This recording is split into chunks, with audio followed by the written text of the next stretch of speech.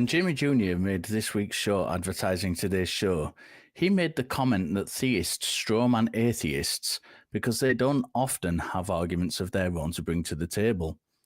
That video was met with multiple theists commenting, not demonstrating, but commenting that Jimmy was wrong, but by making straight statements strawmanning him, saying we only argue against Christians, calling us intellectually dishonest, and of course the good old threats of hell. I know that there are better theists out there than this. I know that there are theists with intelligent even arguments that extend beyond telling us we'll burn in hell.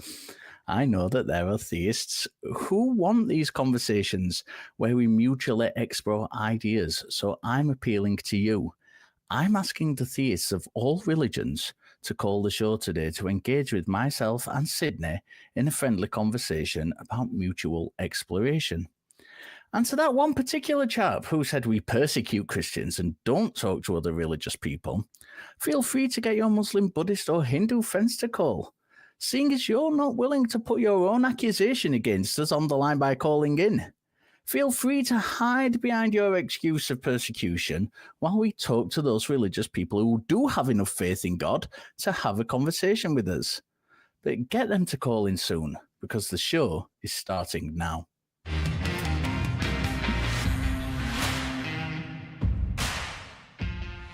Hello, hello, hello. Today is June 23rd, 2024. I'm your host, Richard Gilliver, and joining me today, I can't speak at all today. It's the fantastic Sydney Davis Jr. How are you doing, and can you speak? I can speak, and I am doing well. Thank you, Richard. If you want, I can be your translator for this episode and just tell people what you mean. That's great. I think we need that on more than one show with me on, or Jamie the Blind Limey, or anyone else from Britain for that matter. On that note, Talk Heathen is a product of the atheist community of Austin. It is a 501c3 non-profit organization dedicated to the promotion of atheism, critical thinking, secular humanism, and the separation of religion and government. Talk Heathen is, of course, a live call-in show, and we have open lines. So get your calls in at 512-991-9242 or from your computer at tiny.cc/callth. But of course, before we do any of that, it's time for our usual Talk Heathen to Me segment, where we go into the questions of this week. Last week, we asked you, what was God really doing on his day of rest? And here are our top 3 answers. Number 3, Colin Matt said, on his day of rest, God parted with Zeus, Thor, and Allah. Sydney, what do you think of that one? That sounds like one hell of a party. Unless they're all the same person, and then it's just confusing, right? Unless that's just how you say God in all of those different religions and faiths, right? That's my kind of party, going honestly. Down the perennial philosophy route straight at the beginning of the show. Me, myself, and I, baby. Number 2 was Michael Kramer, who said what God was doing on his day off, enjoying his recreational herbal creations. I think there's some kind of innuendo in that somewhere. Oh, well, to me, it's like you don't trust a chef who won't eat his own food. So why would, you know what I mean? So God, of course, he smokes his own weed. That may be some kind of reference that either Cheech or Chong might be God, or both of them, as we have just alluded to. Yeah. Number 1, Null Verber answers with, what was God really doing on his day of rest? Gazing into a mirror and repeating, you're good enough. You're smart enough. Oh, gosh darn it. People like you. A self-affirmation God, I like that. Yes, you have to have those daily affirmations. Even if you are the one who invented people who don't like you, you still need those daily affirmations. I have a really important question based on that for you, Sydney, though. Before time was invented, did God do a daily affirmation, or did he just do one affirmation, or did he not do any affirmations? Was it periodic affirmations spread out unevenly? I'm confused. I need to know the answer. That's a really good question. You should pray about it. And it will probably get me as well as any prayer as anybody got anywhere.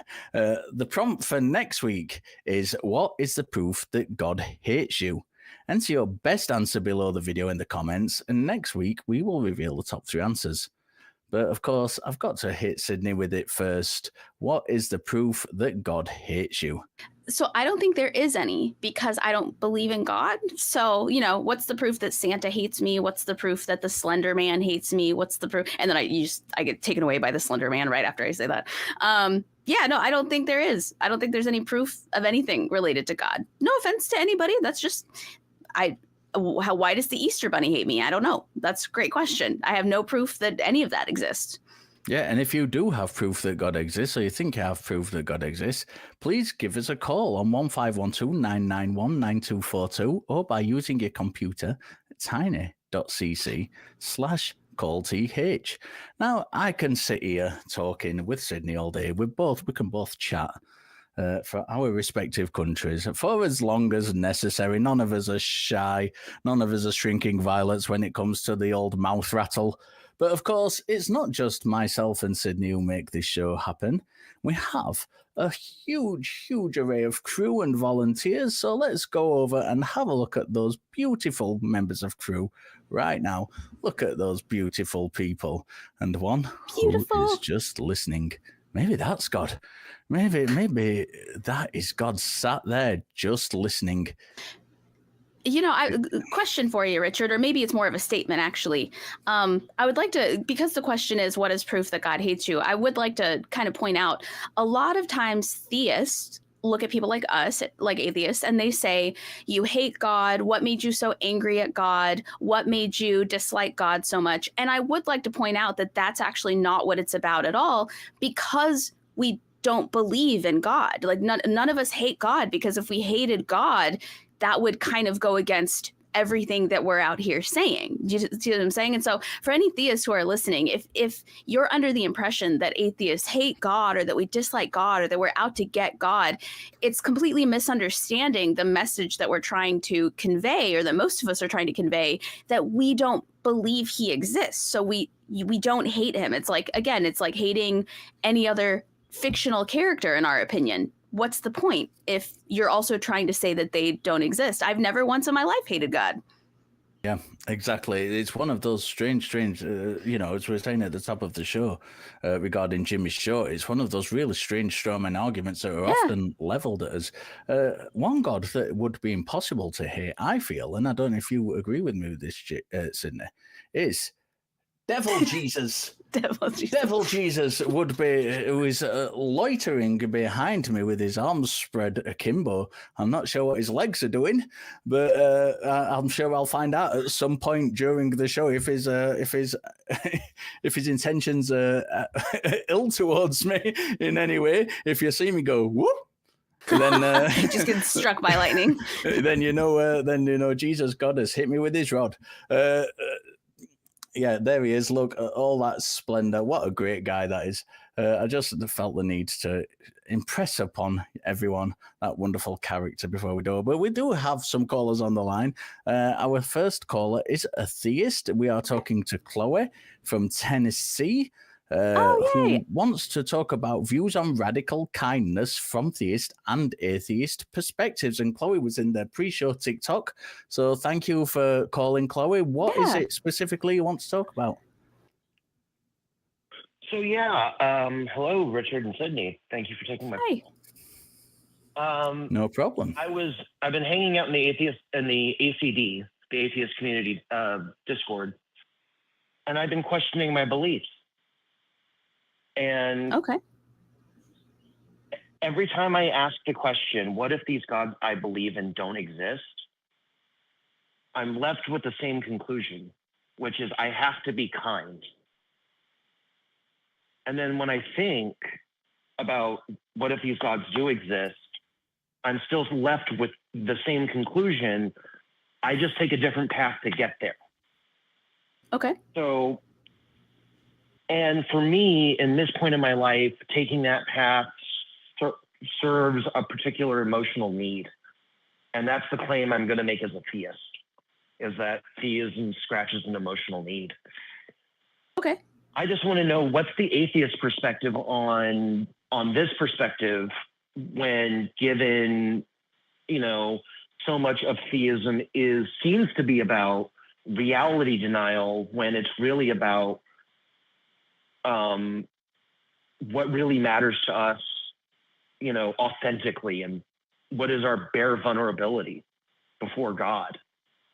And yeah, I just want to get the atheist perspective on it. So sorry, I just want to make sure that I understand. Restate your question for us. What was it exactly that you're asking us? Because I've got a few points I could make about things you said, but I want to make sure that I'm answering the exact question you wanted to know. Oh, perfect. Because this forces me to be a little bit more clear about my question when I came in with generally vibes. Yeah. The question I'm asking is, what would be the rational response to the call to radical kindness? What are the claims I'm making? What do I have to answer for?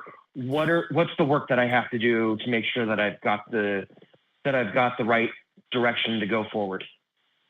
So do you want to go forward as a theist, or would you like to go forward neutral, or are you deconstructing? In which direction would you hope to guide yourself through your answer? Oh, definitely through theism. Okay. But and so you, I just want to know what the atheist path is like for you. So, Richard, I don't mean to speak over you. Did you have a response? No, you go, and then I'll wait for Chloe to respond to you, and then I'll jump in a little later.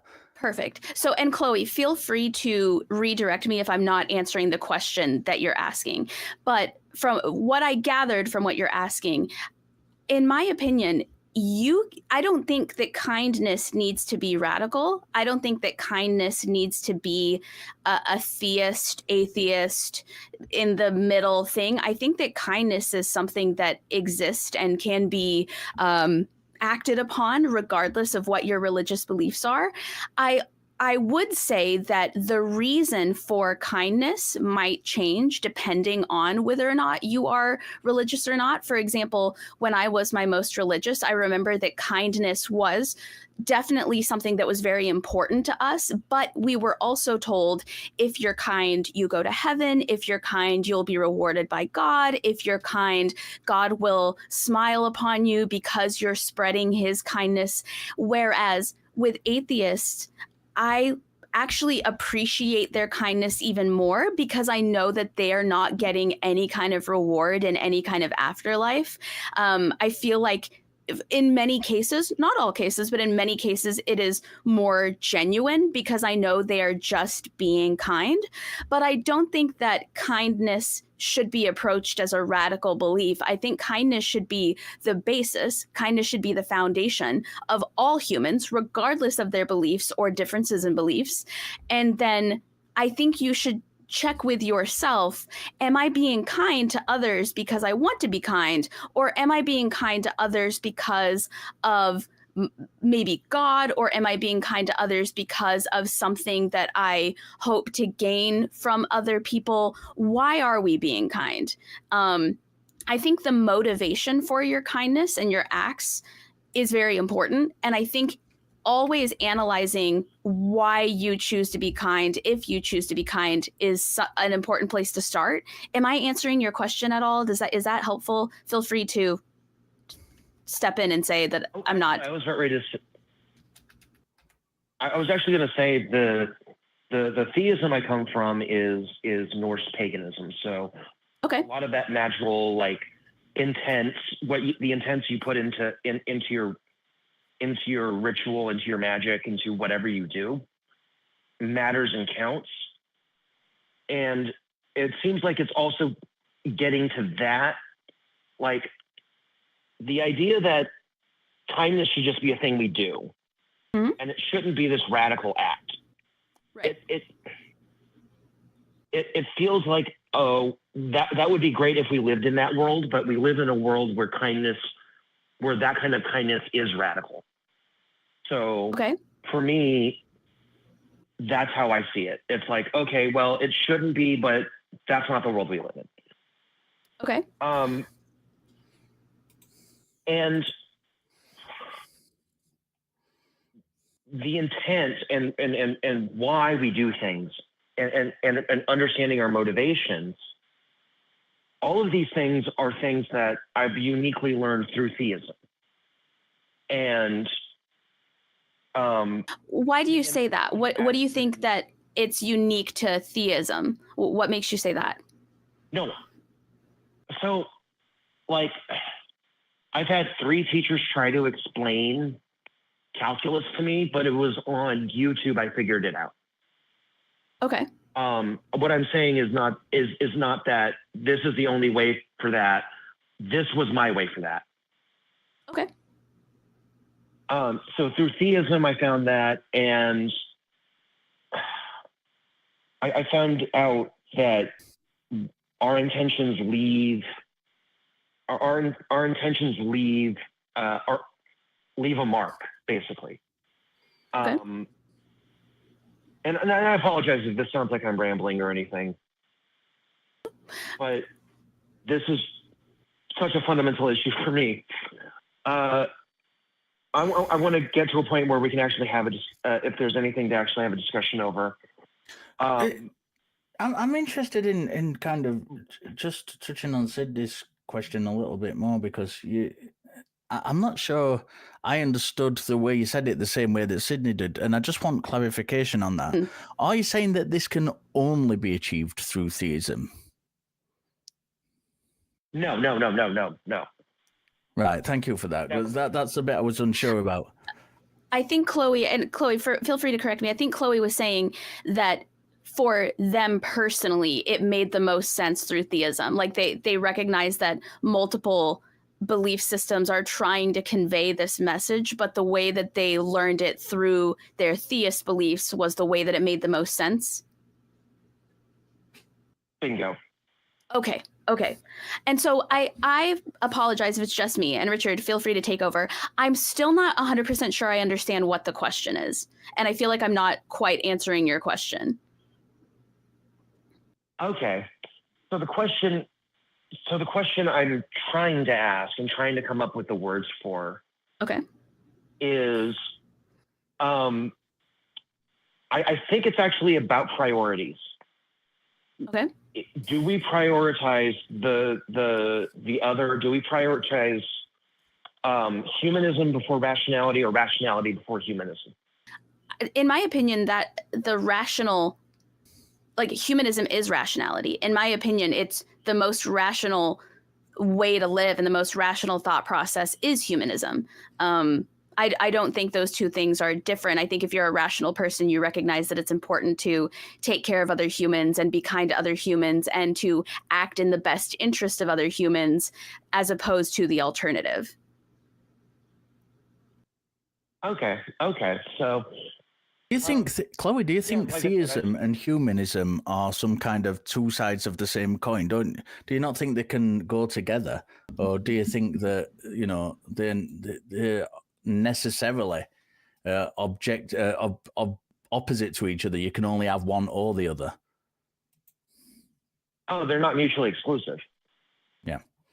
Not by a long shot. Right. Because there are lots of atheists who don't absolutely have any feeling towards humanism, and there's lots of theists who have humanist values. Yeah, I would say that. Yeah, I would agree with that. I'd agree with that as well. Yeah. I was just and I was just going to say I want to end the call soon because I really don't have much to go on. I just wanted to try to have something a little better than another conversation about the Kalam cosmological argument again. Just before you do go, Chloe, if you don't mind, you said something earlier, something along the lines of, you kind of hold on to this theism because of the emotional aspect of it. Do you think that, we are emotional creatures? Human beings are emotional creatures. And do you think that emotional aspect could not be gleaned from a non-theistic source? Is that why you cling to theism?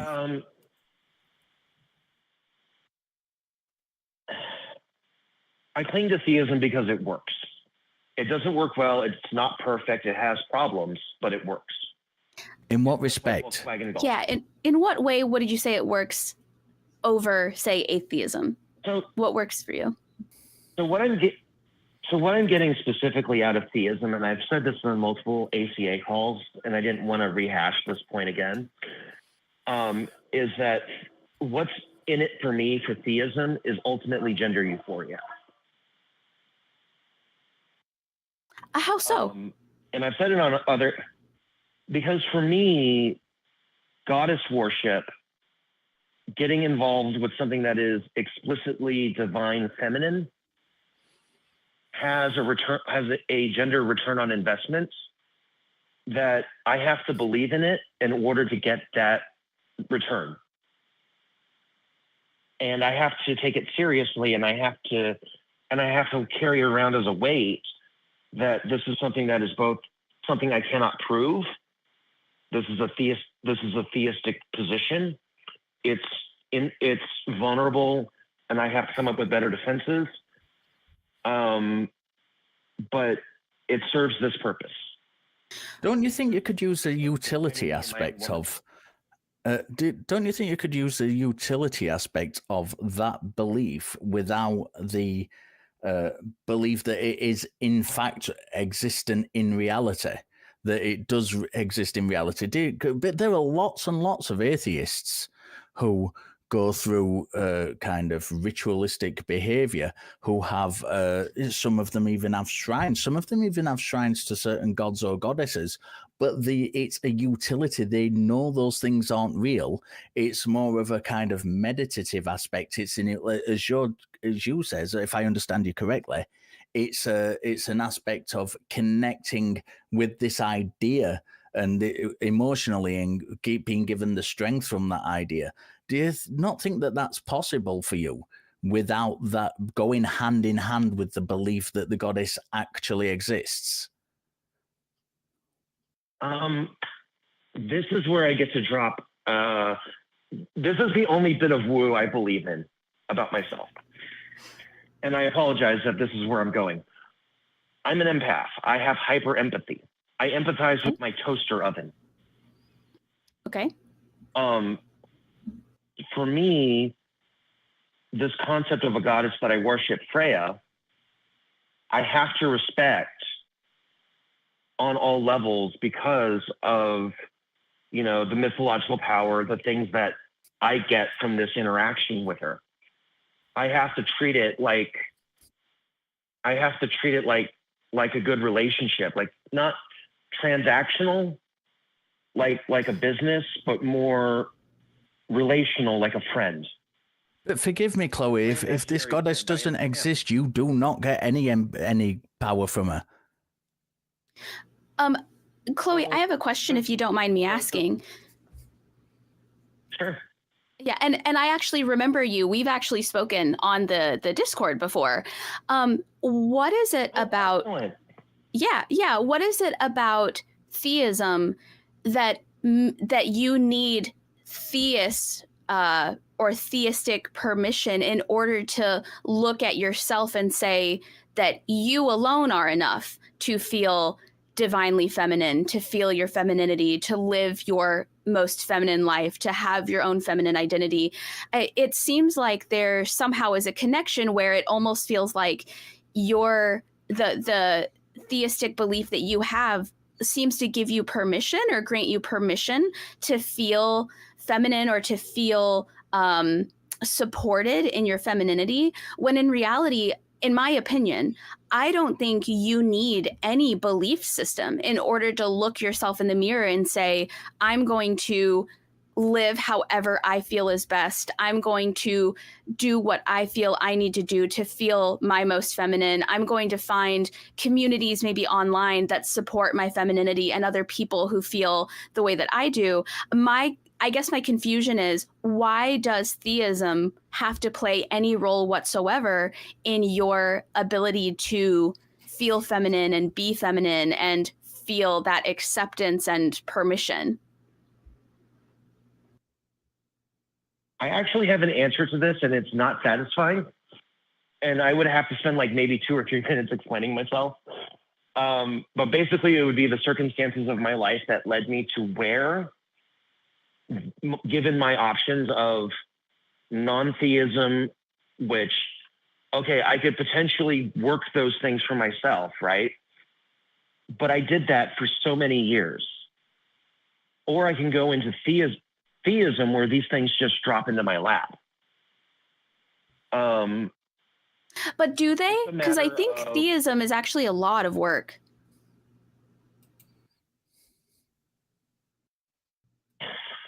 That's the thing, is that, like, the thing that us theists need to come to grips with, and I've said this before, is that we have to face the possibility that what we're doing is just working on and working with ourselves. And I'm very familiar and I'm very okay with this statement, with this concept. When I utilize all of me, and this is, again, going back to that empath woo stuff, what my technique for quote unquote talking with my God is building an idea, a model, using theory of mind, basic theory of mind, of just figuring out what I think this goddess would be like. What are these expectations? Why not spend that time figuring out what you should be like and what your expectations for yourself are and what you're going to grant yourself permission? Why is it that we need the extra step of this theist identity when in reality what we could do is, you could have your beliefs and your religion, but you can also have the ability to wake up every day and say, today, this is what I'm allowing myself. This is what I'm gifting myself. This is how I'm going to live today and express myself today.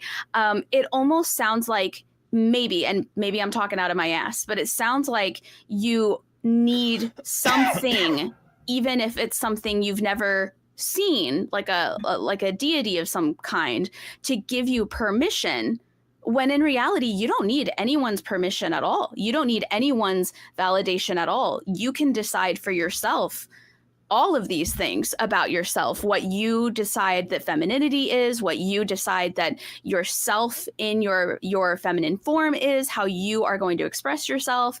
I think theism is actually a lot of work because there's usually prayer involved. There's usually some kind of sacrifice, communication, actions involved that are often identified with different belief systems, when in reality, you don't need any of that. You don't need to earn it. And it sounds like you feel like on a daily basis, you need to earn the ability to feel how you deserve to feel every day, or how you can give yourself permission to feel every day, when you don't need to earn it at all. So you're not wrong in the sense that is kind of what's going on here. It's not. Let me invert the paradigm here. What I am doing is I am raising an idol, making this idol what I want to be, not what I want to be, because I wouldn't want to live Freya's life, but what I would want to be inspired by. And what I bring her is all of my anxieties. So those anxieties of, should I do this? Can I do this? Whatever. And this is not a permission structure. This is not a rubber stamp. This is me setting these things on fire before her feet. Why? Go and moving forward and doing because it works, unfortunately. And that is that's the only claim I can give you, is that for me, it works. And that is the best thing I've got as a theist. Have you, and this, I'm not being sarcastic or anything, have you tried just being, just doing? Have you tried existing in the way that you want to exist without any communication with your deity at all? Just literally waking up and deciding to do what you feel is best for you, or what would make you feel as feminine or as supported as possible, without any kind of ritualistic anything? And why didn't that work if you have tried it? Or what was it that you didn't like about it?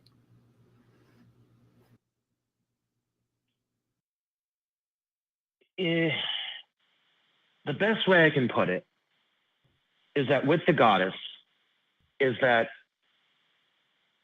maybe it's just a reflection of my relationship with my mother, but other than making sure that I was safe, making sure that I wasn't doing anything harmful, making sure that I was,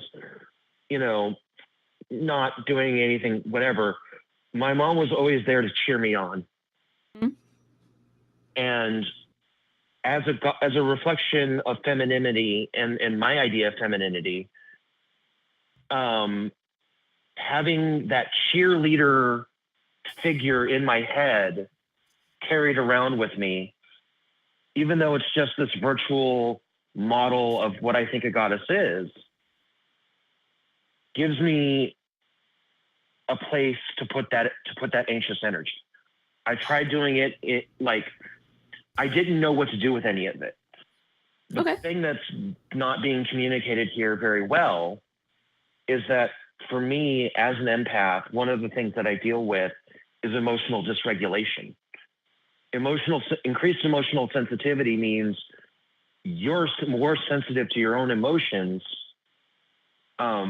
even if you're still going through the same thing everyone else is. So I've got a lot more anxiety than the average person does. And I just want to preface this by saying I am not a counselor. I am not planning on giving any advice of a counselor or anything like that. But out of curiosity, why can't you be your own cheerleader? Or why can't real people be a cheerleader? What is it about joining communities that exist already, or forums, or apps, or Reddit subreddits, things like that, that you can post on and say, hey, this is how I'm feeling. This is how I would like to exist today, but I feel like I can't unless I achieve this, or unless somebody says this, or unless I get permission like this. What is it about a belief system and a deity and a goddess that makes you feel like that works, as opposed to seeking that exact same cheerleadership, one, from yourself? Because it's very difficult, in my opinion, to live the way that you want to live if you don't even have your own back. But then to find people that really do exist, that you can see, that you can Zoom or Skype with, that you can chat with online, that will respond, that will back you up, that will give you advice, that have actually lived the way that you are living, or maybe are further away through the process. Like, why doesn't that work? Or why is that not an option, as opposed to a deity that may or may not ever respond in any way? It has to do with the bare vulnerabilities of my life. Do I really want to expose my barest vulnerabilities that I have, my deepest, darkest thoughts that I have anxiety over, to strangers on the internet? A counselor, maybe. I pay $150 I pay $150 a session to a therapist to talk about those things in confidence. And after doing lots of therapy, having that virtualized not second therapist, but like a second place to put these feelings is really helpful.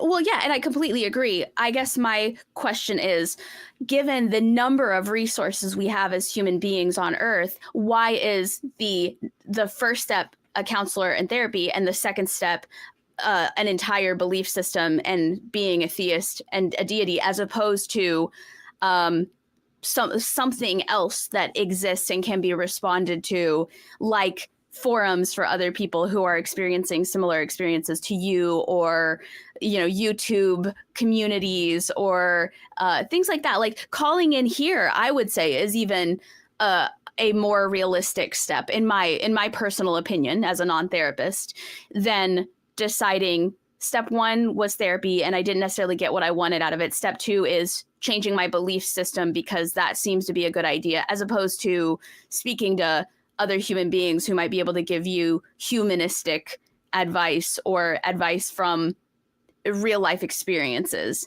and a community and friendships and things like that, as opposed to being alone with a deity that may or may not respond, may or may not exist. I don't know. It just seems like that, in my opinion, that just seems like an extreme leap as opposed to what else might be available out there. Especially here in Tennessee, because I'm also in Tennessee as well. And I can tell you, we have humanist groups, we have non-religious Sunday meetup groups. There are Unitarian churches here that accept everyone from every religion. Yeah. There's actually a mistake. It was supposed to be Philadelphia. Oh, okay. And the joke is that I wanted to have on the thing say Philly baby. But apparently that got translated to Tennessee. Got it. Okay. That's funny. But I'm in Philly. Sack the crew immediately. You're all fired. I'm glad to hear you don't live in Tennessee, by the way. I'm happy for you. Tennessee's a beautiful part of the country. The Appalachians are great. I'm generally just optimistic about things, so. Yeah, I think. Why do I? Chloe, we're going to let you go in a second. Just before we do, quickly, I mean, I've been largely quiet because Sydney's been having a great conversation with you, and honestly, there was no need for me to interject.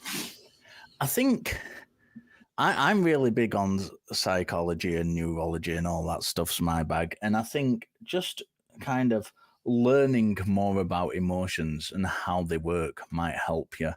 And that's something you don't need a therapist for, something you don't need to go onto the internet to talk to people for, or these things which are kind of pushing back against you. There's a couple of really, really, really helpful books and from very different aspects that might benefit you. And I'm going to kind of throw them your way. One is Emotional Ignorance by Dr. Dean Burnett. And it's really good. It started out right in the book, in the vein of kind of telling everybody about what emotions were. And as he was doing so, he realized he didn't actually know. And during the writing of the book, he actually lost his father. So he was writing a book about emotions to educate people as a neurologist, and at the same time dealing with emotions. So it gave a really, really good human perspective to it. And another really helpful book is by the non-profit's very own Dr. Richard Firth-Godbehereare, called A Human History of Emotion. And that is a really good humorous take on how emotions, the idea of emotions developed. And how they came to be. It's got all the science stuff in there, but it's got lots of really great stories in there as well.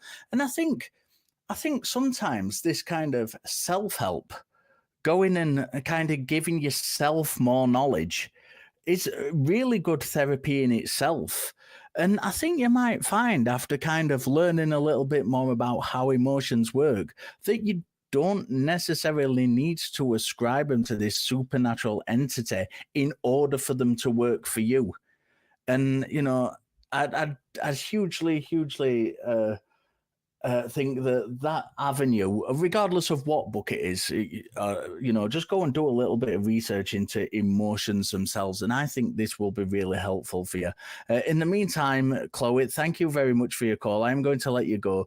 We hugely welcome you talking to us. I know you've called before, and we're happy to have you call again. I know you were in the pre-show TikTok as well, and anyone else who is a TikTok user is more than welcome to give us a call on the show. We have had a couple of people in the side chat who have been doing exactly what we said at the top of the show and strawmanning atheism to their heart's content, and when offered to phone in, not actually taking that step to do so. Don't be that person. Me and Sydney are sat here waiting to talk to you. You don't have to tell us that we believe that the universe came from nothing, you can call in and ask us what we believe, and we can have a conversation, and you will be better informed. So you don't have to go about lying about people. See, it's not a very good look, is it? It's a bit naughty. So anyway, it's time for our first annual Back Cruise fundraiser. You can join us it's time for our annual. I just slipped first in there for no reason whatsoever. It's time for our annual Back Cruise fundraiser. You can join us on August the 24th. Forrest Valkai, J Mike, Secular Rarity, and many other familiar faces will all be in attendance, and you can get more information and buy your tickets at tiny.cc/backcruise. And of course, available on tiny.cc/ACA flyers are printable calling flyers. You can post these with permission, please, because we don't want you getting into trouble, to community bulletin boards so that people know that they can call our show and defend their faith, have friendly conversations with us, whatever it is they want to do. We might be heathens, but we don't promote vandalism. No, we do not promote vandalism, so please make sure you have permission to do that. And I think you'll find that people will be more than, happy for you to do that as well. I was talking Sydney before the show and talking about a Facebook page where they are more than happy for me to propose promotion to this show. And it's, they're all Christians and they're happy for me to do that. You'll find that the people can be very accommodating if you approach them with the right attitude. If you do post any flyers, make sure you snap a picture of any in place and send it to tv@atheist-community.org, and we may feature your future in a photo on an upcoming show. And of course, you can follow Talk Heathen on TikTok, Talk Heathen, and join us for our pre-show lives on the Asiatic Shock, Atheist Community of Austin, every week. And that's where the wonderful Chloe has just come from. And you can get your Talk Heathen ACA merch, t-shirts, hoodies, hats, mugs, etc. Visit tiny.cc/merchaca to get them now. And please like the video and subscribe to the channel. Enable notifications, comment below on your favorite caller. And we're going to jump into another call. This is Hipkat from Tennessee this time. And they would like to discuss men's roles in abortion. If abortion is a crime, men should be held as an accomplice. Men should do more to prevent unwanted pregnancy. Hipkat, how are you? And walk us through what it is you want to talk about. Are you there, Hipkat? A little nervous. Hello. I'm so excited. I'm a little nervous about the overlap in the time. The delay. I hope you sound good. Oh, good. Okay. Yes, I'm very frustrated about the pro-life issue because it appears they only have one option, and that's to, stop the woman from having an abortion and save the day, and it's like, but what about the other options? I mean, and it frustrates me that it's, so focused on the female. And I believe I'm way more pro-life than pro-lifers, and I'm pro-choice. Yeah, isn't that something? Isn't that something? They're pushing this. It's the woman's issue. And then, well, what about the male? I mean, they should be proud to do something and be a real man and maybe manage their ejaculations or vasectomy or, wear condoms, have oral sex, masturbation, and so on and so forth. And I feel like making... All sounds good to me. I'm over it. I know. I want to put them on people's cars and just... I go by being super, super pro-life. But I'm pro-choice. I just don't want to turn off someone immediately. And it's like, argue it with me because I have about 12 ways other than one suggestion, Yeah. And there's a lot we can do. Of course, that's, they're trying to be controlling and Right. And we all know that. Yeah. I think would. I'm sorry. Continue. I don't hear enough. Oh, go ahead. I think it's that overlap. Oh, no, you're good.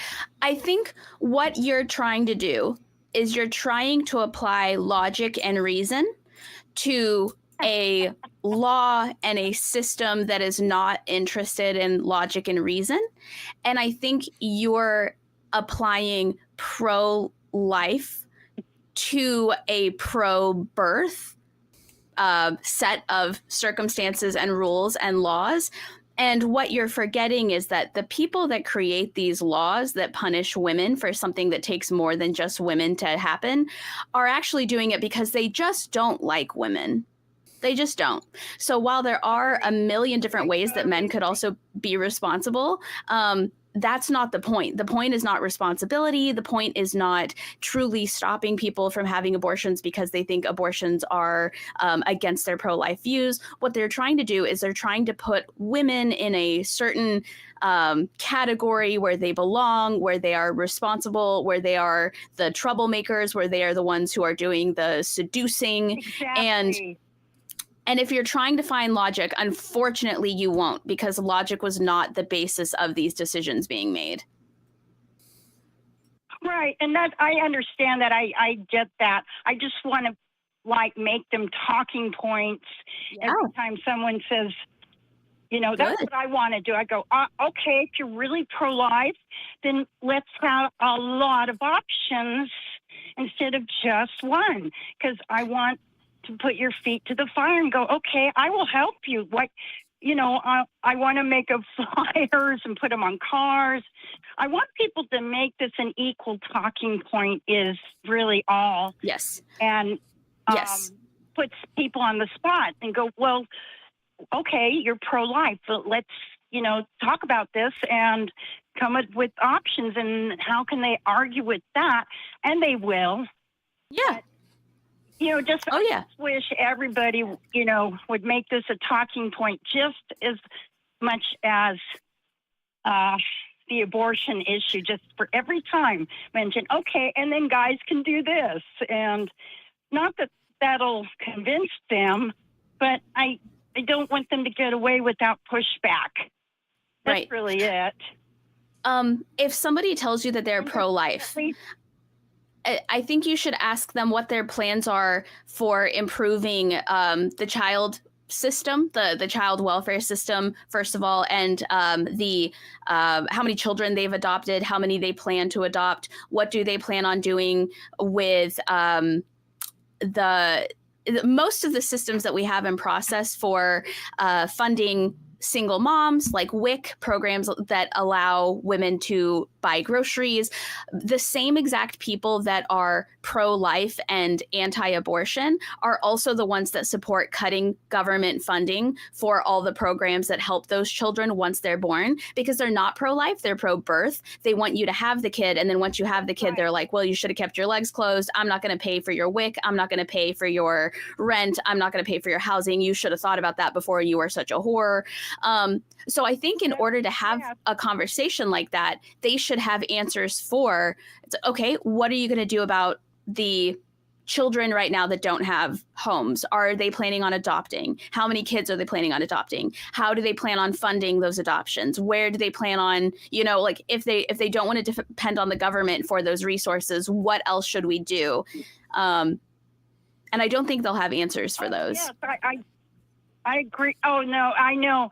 My thing is a little bit more just introducing one idea and not going further, because a lot of people I know are pro-life, and most of our friends in Florida were, all Trump supporters, and here in Tennessee they are. And I don't talk politics with them because they're friends of mine, and we have a lot in common, having a good time. But I agree with you. Those are all important points. And I don't want to immediately turn one of my Republican friends off. I want to just suggest that. I agree with you that the other issues are really what's important. but I just want to get them to think about something. Let's do this. And I mean, what do they say when you say those things? Have you ever said that to them? I have, and they're just like, yeah, they agree. One of my friends is like such a Trump supporter. They've gone to Mar-a-Lago and, I've never talked to them about, but I did talk to them about, come on, how about the guys preventing, the abortions or wearing a condom? And did you ever think of that? Why don't we start there? And then, but with them, I couldn't do anything more intelligent and do the WIC program and go there, because that's when they start to not listen to me. Because they know you're right. Because it makes too much sense. And I'm just, they agree with me on the part about guys being, I go, if you're really pro-life, and I'm like cheering them on, and they don't realize how I really am. But I want to get those talking points out, at least that. And they agree. Hipkat, I'm glad you mentioned that conversation, because one of the questions I was going to ask you was, where do you typically have these conversations? In what kind of scenarios? Is it online? Is it people in real life? Do you bring the subject up? Is it when other people bring the subject up? Or I might bring it up. Good. We are friends. We go to karaoke a lot. We hang out, and we just have a good time. I don't know if they talk politics, because I'm not hanging around for that. But I have. Actually, it is on Facebook. That's correct. Yeah. And I was thinking it was in person, but. Yeah, my friends are mostly from karaoke. And anyway, just on Facebook, that's what I mention. And that's how the conversation comes up. Because I post something like, what about men managing their ejaculations? How about that? And I bring it up just because it drives me crazy. And I just want to say those things, and they're like, any reason to help not have an abortion? How to not get there in the first place? So, but I agree with you on everything else too. Of course, that's what it's really about: controlling women. Right. Well, and I think it's great that I think it's really great that you're out here encouraging these conversations to happen. I think it's great that you're not just shutting them down. I don't know that I could be as strong as you, depending on who it was I was talking to on Facebook. I may just have to shut it down after a certain point. But I do think it's really wonderful that you're showing them that you're open to having a conversation, and you're open to hearing their perspective, and then you're giving them your perspective, and you're not apologizing for it. You're not pretending to share the same as them in order to just keep the peace and have fun and maybe do some more karaoke. I think it's wonderful that you're unapologetically having these conversations. Oh, thank you. And mostly it's just to get the first ideas out. I really don't go into much. I don't challenge them too much, because they're really like in a cult. They're just closed-minded. I know if I get to the issues of WIC and medical care for women and birth control and everything, I just introduce the first idea. I don't think they don't have critical thinking skills. They lack the language skills and vocabulary skills to have further conversation. But it's really something to live in Florida. And, in California where I lived, I was raised kind of Unitarian and knew a lot of, people who were a little different in many ways. And in Florida, it's like everyone is a Trump supporter. Yeah. And It sounds like you're a really I can have intelligent and empathetic woman. It sounds like you're very empathetic. Oh, thanks. I think so. Thank you. I just want to make those talking points be an obvious pushback every single time. That's my beef. And I want a billboard. I want to have a billboard that says, "Did you ever think of this?" Yes. Yes. Yeah, I feel like if they can have a billboard that talks about being pro-life, we can have a billboard that says, "Here's all the ways that you can help continue to be pro-life. Stop having sex with people that's not protected." That's what it throws them off when I say, "Oh, I'm pro-life," but they're not, and it throws them off, and they, you're right. Yeah, men should do this. Yeah. Yeah. Okay. Yeah. Good. One question for you is, what age group are these people? Oh, we were all like late 50s, early 60s. Yeah. I was born in 1960. Well, and I thought so. Time too. Because I'd be willing to bet if you talk to young pro-lifers, they're actually going to disagree and say, no, like, we can't get vasectomies. It's easy for people who are done playing the field and having my body. Yeah, right. Like people who are done with that, people who are, post menopause, of course, they're going to say things like, oh, yeah, I totally agree. Men should be responsible, when it doesn't necessarily apply to them anymore biologically. But I would be curious to see the response with millennial aged pro-lifers. Yeah, I might be too chicken to get too. I don't want to get confrontational with these people because they're not. It's just not going to penetrate. It's it's not. It's like a exercise in futility to think they're going to think beyond that. Right. So I pretty much don't go there. They're going to get it. Yeah, and kudos to you for keeping on, because I know that's no easy feat. Well, that's why I keep it kind of low key. Just don't go further than just the first ideas. I wish it was simpler and I could just do all the things, but mention all the other issues. But then they'll start to go, oh, you're one of those liberals. Oh, you think this, you think that. You care about people and use logic and want the best for everyone. Ugh. You're a feminist. You hate men, Yes. So, yeah. That's very interesting. Richard, I'm sorry. I feel like I've been just talking and not giving you. For the second time tonight, I've just been enjoying the conversation. I've been a fan of the show. And I think I think exactly. I think Hipkat and both Hipkat and yourself have raised some really, really good points. I would caution Hipkat and, following on from her own words, actually, I think that she knows this as well, that, make sure you're put in a safe situation when you're having these conversations. It's probably not wise to just walk up to a bunch of anti-abortionists and kind of who are carrying axes and swords and whatever they carry these days. And kind of start arguing with them, make sure it's a safe environment.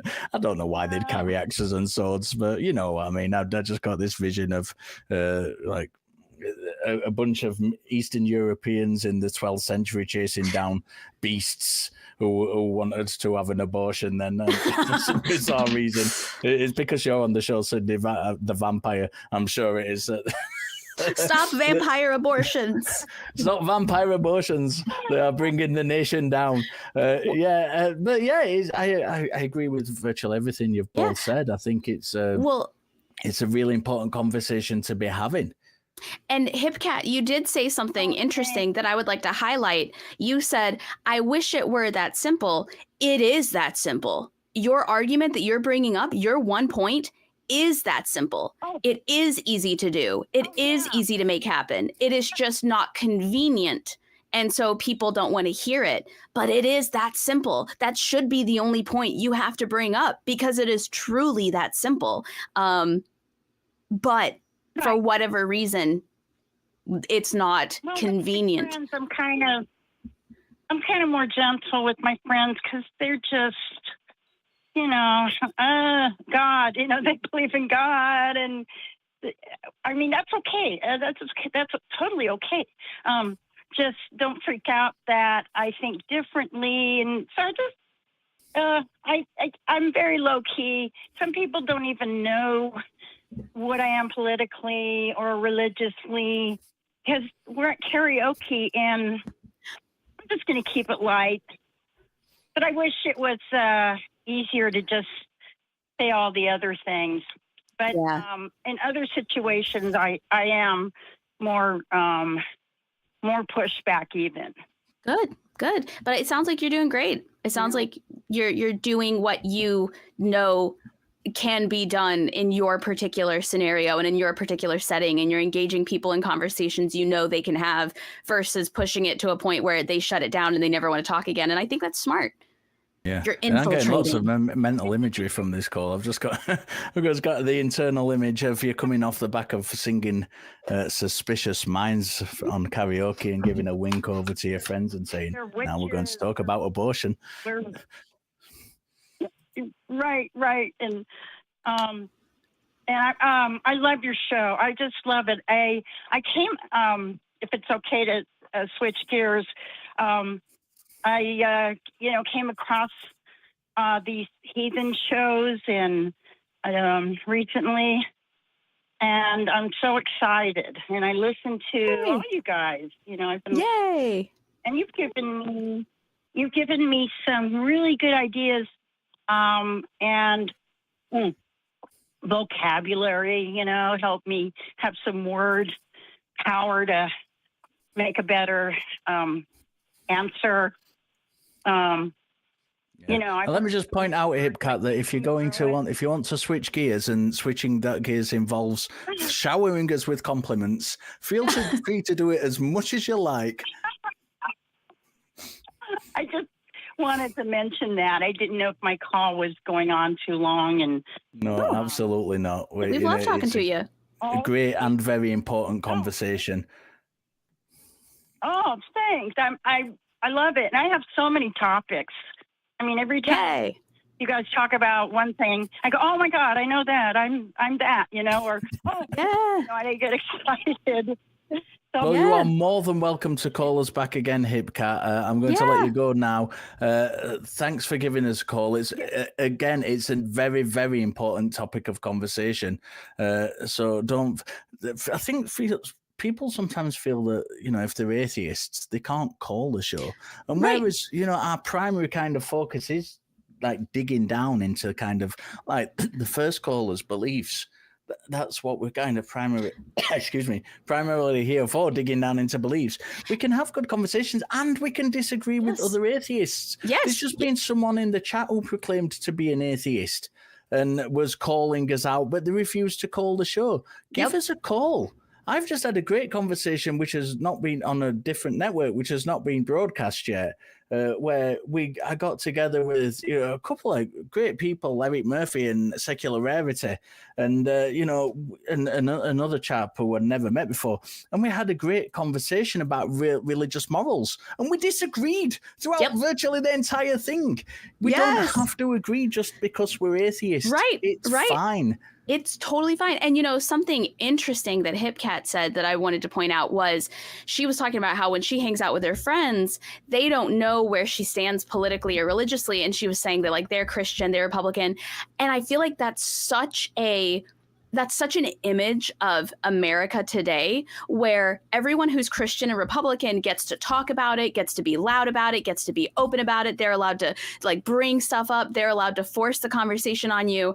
And when you're not, when you're atheist, when you're a Democrat, when you're liberal, when you're not a Trump supporter, you're expected to respect their views and to not start stuff about it, even though they're always starting stuff. I have this joke I tell everybody that when my family says, don't bring up religion or politics during the holidays, what they mean is don't bring up my religion and politics during the holidays, because the racist uncle always gets, I don't have a racist uncle, but that's an example. The racist uncle always gets to say his piece. The Republican uncle always gets to say his piece. But if you're something different, maybe you don't always get to say your piece. Maybe you don't always get to talk about your lack of religion or your lack of whatever the political party is that your family wants you to support. It's usually the people who are different, regardless of which side it is, that are the ones that have to abide by that. Don't bring up religion or politics during the holidays. When in reality, absolutely. I mean, my mum's passed on now, but she was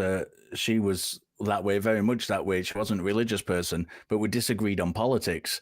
And, we'd very often have these conversations where I might bring up a subject and she'd say, I don't really want to talk about it. Or she'd go on to a 25-minute rant about her favorite political candidate who I disagreed with. And as soon as I kind of tried giving any pushback, it was, no, I don't want to talk about that. Or you're disrespectful or you're defensive. Yeah. And I always find that interesting. Whenever they say, don't bring up religion or politics, we know what they mean. We know exactly who they're talking about. Don't let the short hair cousin bring up religion and politics is what they mean. Absolutely. And on that note, on the note of people who disagree with us, who are close to us, there are also people in life who agree with us as well. And those people are our wonderful patrons.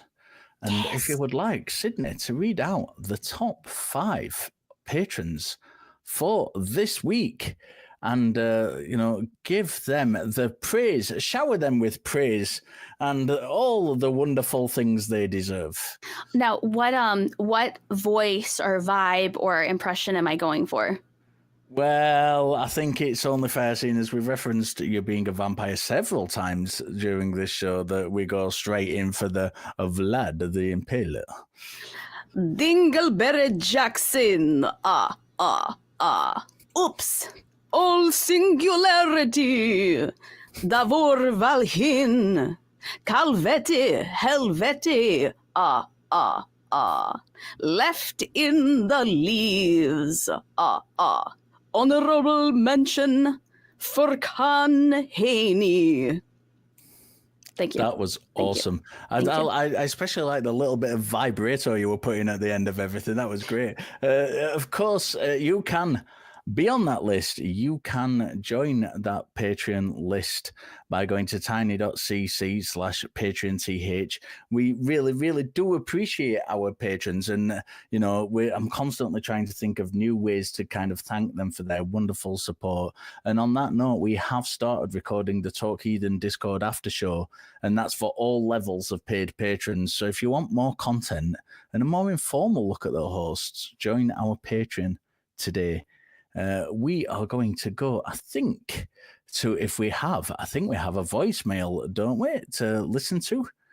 The crew. As I was saying, the universe having a beginning makes sense if God exists, because the law of causality, which is the physical law, like things like the second law of thermodynamics and stuff like that, and the first law of thermodynamics, all these other physical laws are out there, like Newton's laws, stuff like that. So the law of causality is just saying that it's actually what fuels our whole understanding of science and stuff like that. Because when we look at different things, we experiment. When we use like the scientific method, experimentation, we have a hypothesis and stuff like that. It's because we want to know the cause of things. We want to know the cause. And everything seems to have a cause. Like if there's a fire that happened, we want to know what caused it, because we assume that there is something that caused it, whether that be a natural cause or whether somebody caused it. And so the law of causality, the universe must have had a cause because, for one, we don't observe things coming out of nothing. I know scientists are like, a lot of people who I've talked to on here, they're like, what do you mean? You just proved it. What do you mean? You just proved it. I'm going to be honest. I don't know if that was pro or against us. I was very confused. I'm going to be honest. Like, I was trying. I can't tell if that was a fan of the show or somebody telling me to go fuck myself. I don't know. It was great. Yeah, it was great. I like the kind of we have it made lots of good points, to be fair, about science having hypotheses and things like that.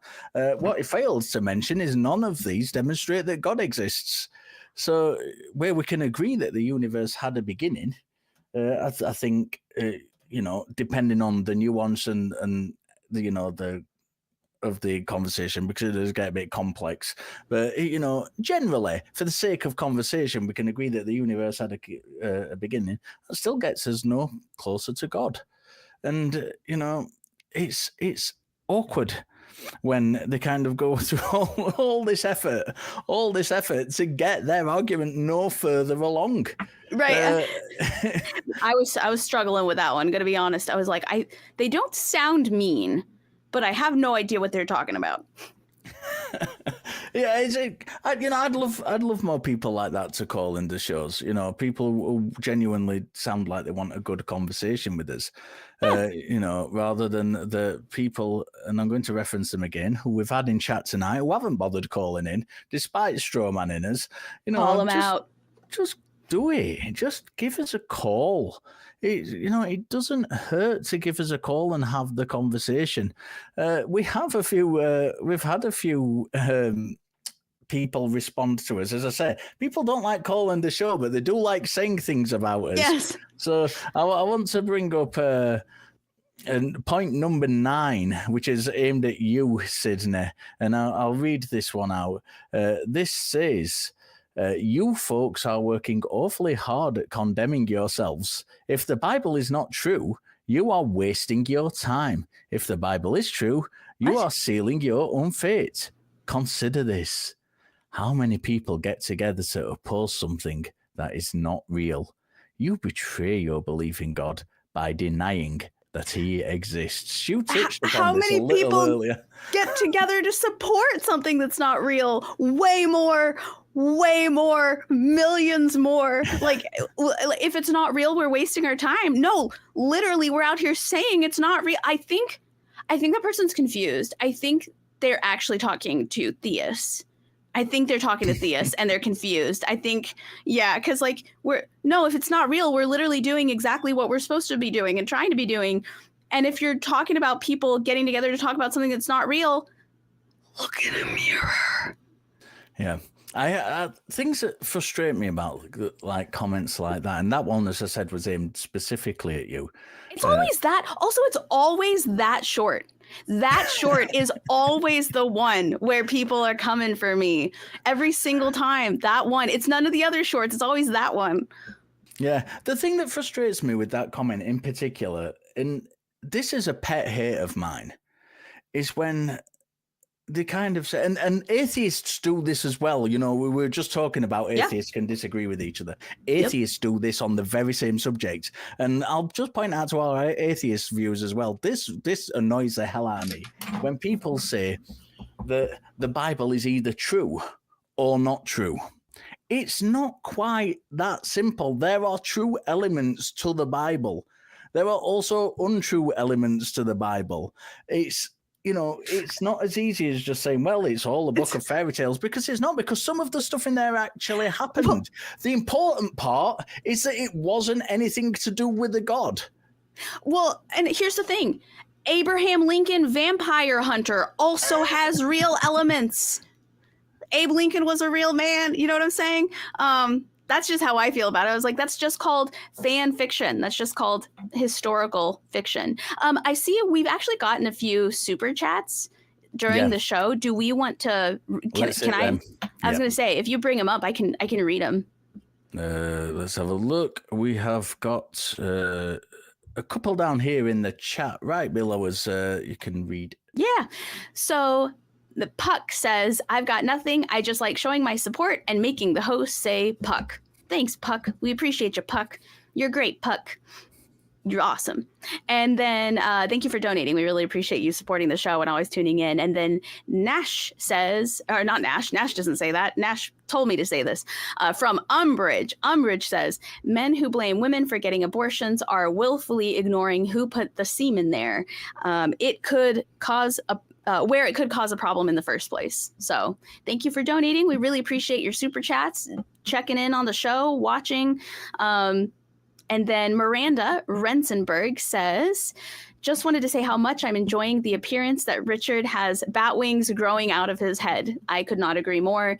You're giving Spyro the Dragon vibes today, I think. That's what I'm getting with the horns on the wings.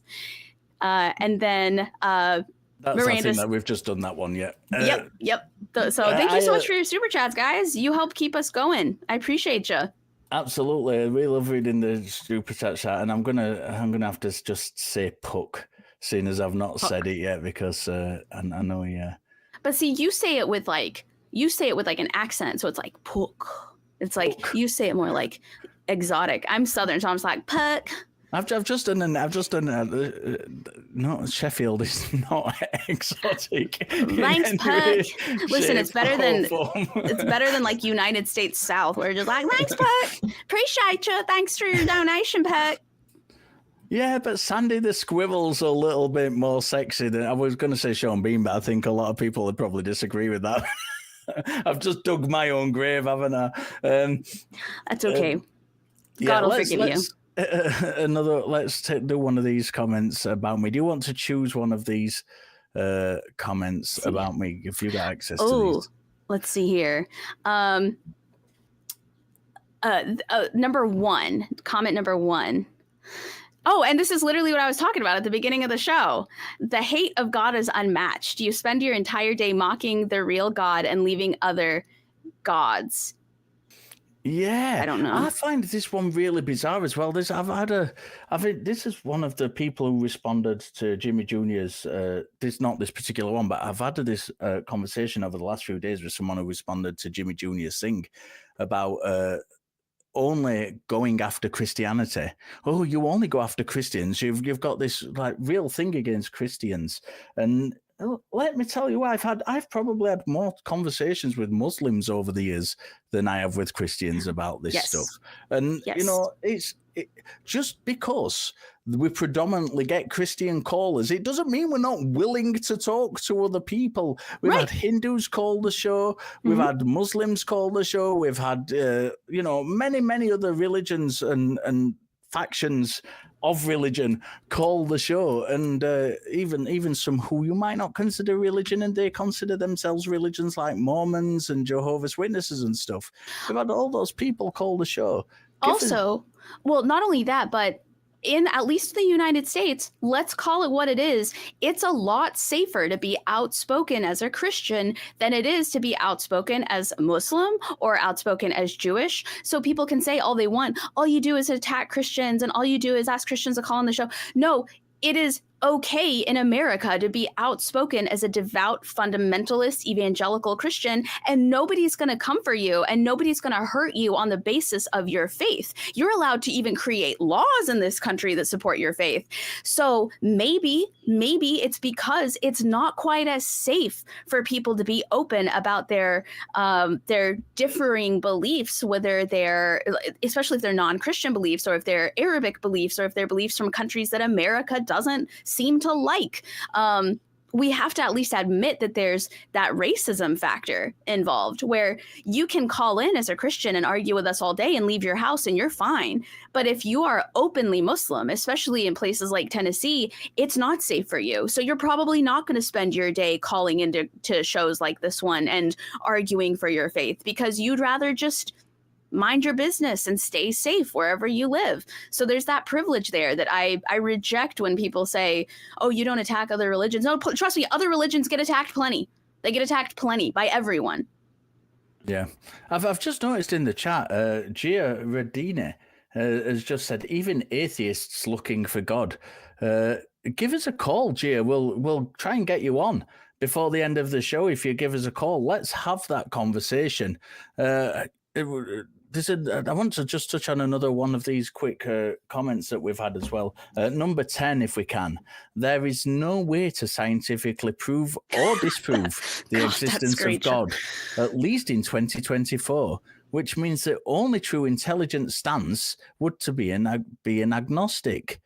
And that one, again, was aimed at you, Sydney. I resent that screenshot. You couldn't have let it play for one more second. I resent that. It. I know the jokes that are going to be made about that screenshot. I already know them. Leave them in the chat, I guess. Gosh. Couldn't have let it play for brilliant. One more second. Yeah. So on the comment itself, rather than your lovely young face on there, Sydney, where is there is no scientifically way to prove or disprove the existence of God. So I get what they're saying. I get what they're going for, but I would argue that there's actually plenty of evidence to suggest that God isn't real, just by existing. I would say just by watching nature run its course. But I see what they're saying. I understand that they're saying it's hard to prove both sides, be agnostic. I don't think there's anything necessarily wrong with that. But I would argue, depending on what their definition of evidence is and depending on what they're looking for, in my personal opinion, I have seen all the evidence I need to not believe that God exists. But at the same time, if we woke up tomorrow and science journals were like, oh, fuck, we've been wrong the whole time, God is real, I would believe in God because I support science and I believe evidence, right? I see what they're saying. I disagree, but I get what they're going for. And I don't think that's like an idiotic stance to have necessarily. Yeah, one of these things is, for me, this is kind of bordering on another one of these strawman ideas. And I hear this quite a lot, that atheists will only accept empirical evidence. And, that's not true. For me personally, anyway, I know that there are some atheists who will only accept empirical evidence. For me, that's not true. I love philosophy. I think there are problems with deductive philosophical arguments, but I would accept a deductive philosophical argument. The problem is, I think, that empiricism is the best way we have of deciding whether something has evidence to support it. That's right. And this is where I think the issue lies. It's not that we won't accept other forms of evidence. It's that the best way is to kind of get this good empirical evidence, to have a look at stuff, see if it meets its criterion. And on that line, another comment we often get is, what kind of evidence would you accept? And my answer to that is always the same. It's very simple. It's sufficient evidence.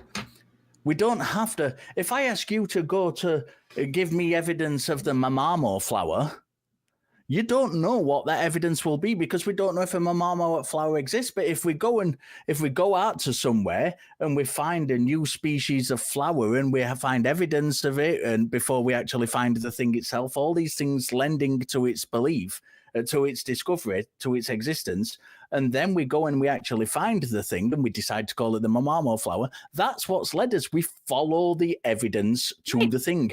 We don't come up with a conclusion and look for evidence to support that conclusion wherever we might find it, even if it doesn't actually lead us there.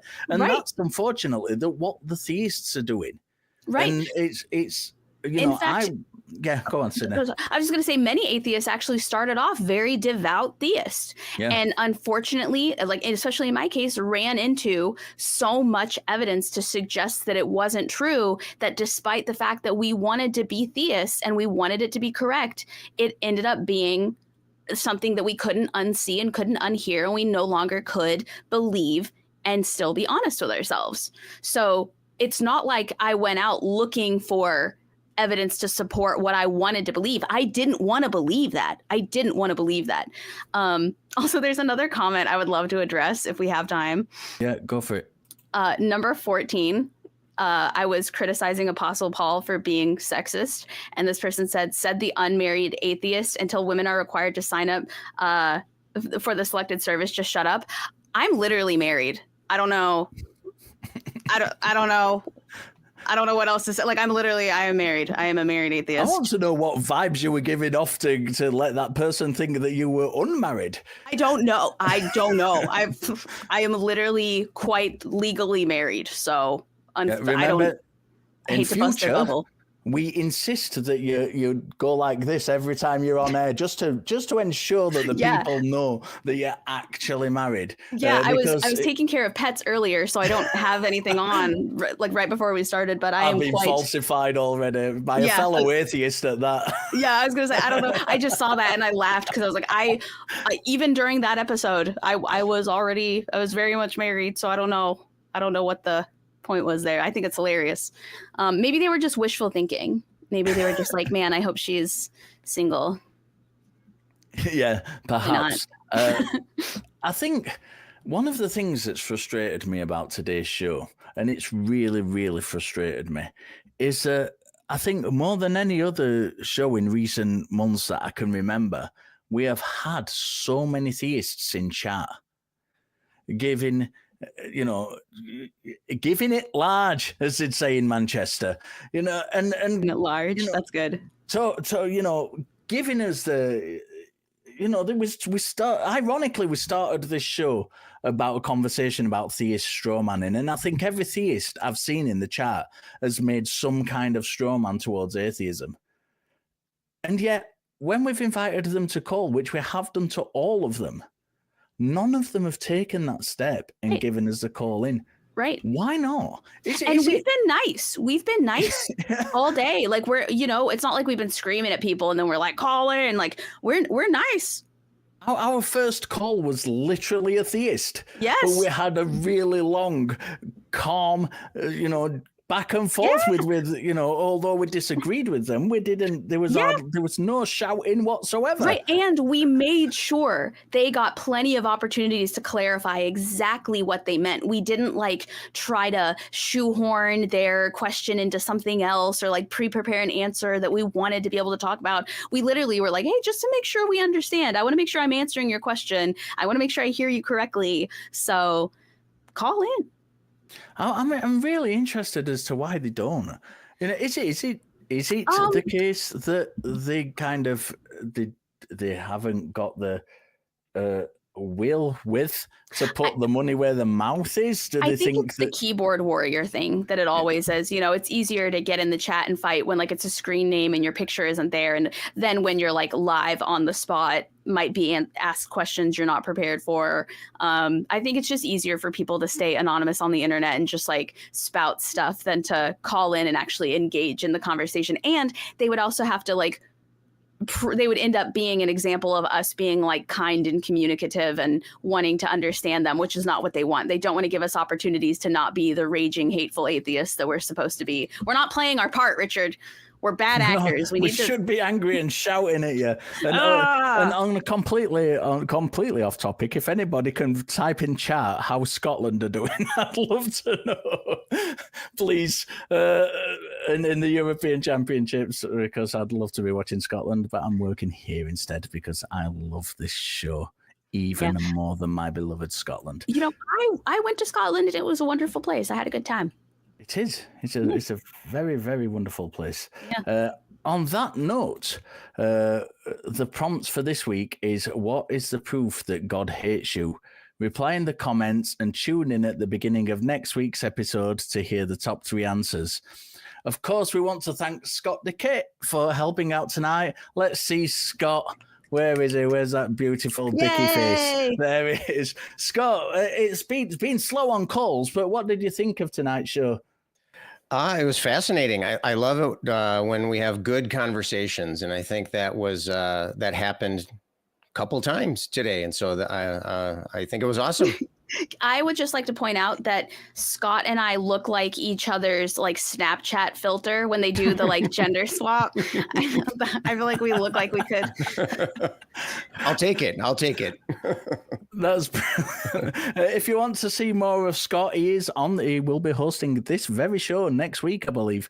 So you can catch him here, and he will be in the Discord after show with me. Sydney unfortunately cannot make it this week, right, but me and Scott will be there answering all your questions. If you are a theist, by the way, if you're one of one of the gobshites in the chat who don't want to come on air, get yourself over to Discord, especially if you think you've got mathematical proof for God, because Scott is your man for the math stuff. Well, and I always come back to the videos and like respond to people's comments to me, like that they leave under the video. So once the live is over, if you have questions for me, I would love to answer them. I can just come back whenever, you know, this is not live anymore and answer those questions in the chat as well. Or in Absolutely, the do comments. that. If you don't believe, this is your community, and we do appreciate you being here.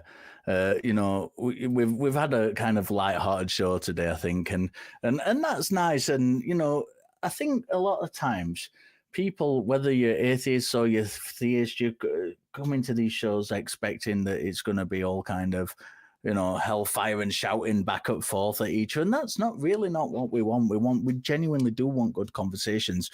We've given it to kind of theists quite heavily today for what they haven't done and for the fact that they haven't called in.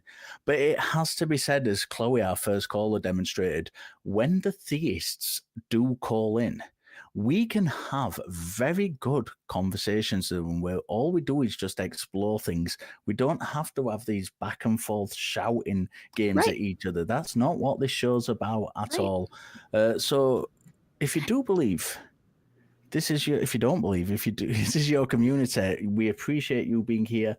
We love you being here and your support. All the patron support, like I said, we're trying to do that little bit more to give back to you. If we do believe, we don't hate you. We're just not convinced. Throw them love rings out. See you next time.